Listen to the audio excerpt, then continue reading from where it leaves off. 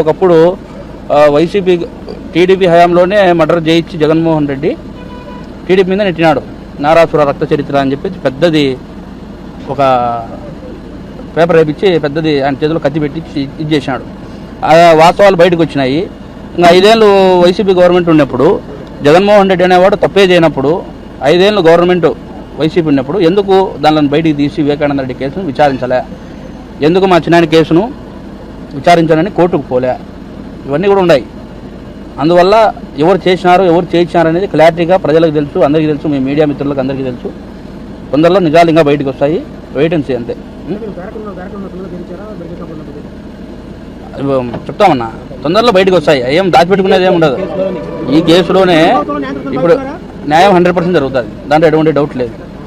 న్యాయం జరుగుతుంది. అందరూ టీడీపీకి సంబంధించిన కూటమి ప్రభుత్వానికి సంబంధించిన పెద్దలందరూ కూడా దీని మీద దృష్టి పెట్టినారు. ఇప్పుడు స్టార్ట్ అయింది. ఎన్నికల పడుతుంది తొందరలో.